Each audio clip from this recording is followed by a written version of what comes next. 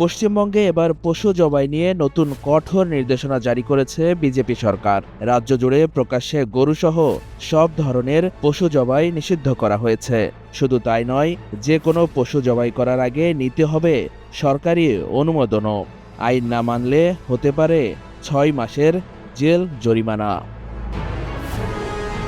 ভারতের পশ্চিমবঙ্গে বিজেপি শাসিত শুভেন্দু সরকার ক্ষমতায় আসার পরই একের পর এক নতুন সিদ্ধান্ত নিচ্ছেন। রাস্তায় নামাজ পড়া নিষেধের পর এবার পশু জবাই নিয়ে এই সিদ্ধান্ত ঘিরে ইতিমধ্যে শুরু হয়েছে নানা আলোচনা ও বিতর্ক। ভারতীয় সংবাদ মাধ্যম এনডিটিভির প্রতিবেদনে বলা হয়েছে, পশ্চিমবঙ্গ সরকার নতুন এক বিজ্ঞপ্তিতে জানিয়েছে, সরকারি অনুমোদন ও নির্ধারিত ছাড়পত্র ছাড়া কোনো পশু জবাই করা যাবে না। এই নিয়ম গরু, ষাঁড়, বলদ, মহিষ, মহিষের বাছুর সহ সব ধরনের পশুর ক্ষেত্রেই প্রযোজ্য হবে। এছাড়া পশু জবাইয়ের আগে বাধ্যতামূলকভাবে নিতে হবে সরকারি ফিটনেস সনদ। নতুন নির্দেশনায় বলা হয়েছে, কোনো পশু জবাইয়ের অনুমতি পেতে হলে প্রমাণ করতে হবে পশুটির বয়স ১৪ বছরের বেশি অথবা সেটি কাজ, প্রজনন কিংবা স্বাভাবিক ব্যবহারের উপযোগিতা হারিয়েছে। এক্ষেত্রে বয়স, আঘাত, বিকলাঙ্গতা বা অনিরাময়যোগ্য রোগের বিষয়েও বিবেচনায় নেওয়া হবে।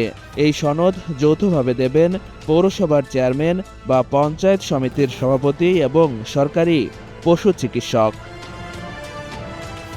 সরকার আরও জানিয়েছে, অনুমতি পাওয়া পশু শুধুমাত্র নির্ধারিত কসাইখানা বা প্রশাসনের নির্ধারিত স্থানে জবাই করা যাবে।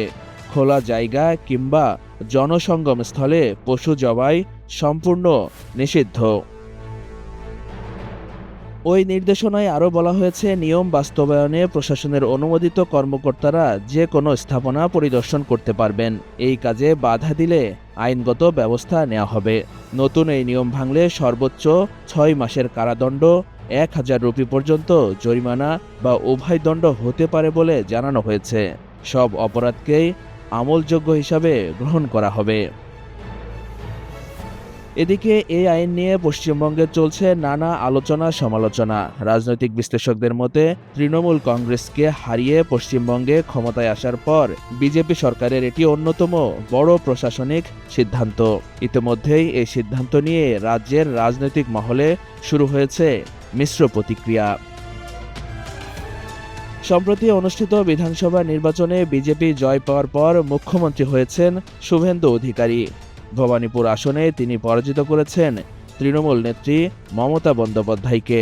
এখন দেখার বিষয়, শুভেন্দু সরকারের নতুন এই পশু জবাই বিরোধী আইন বাস্তবে কিভাবে কার্যকর হয় এবং এর রাজনৈতিক প্রভাব কতদূর গড়ায়।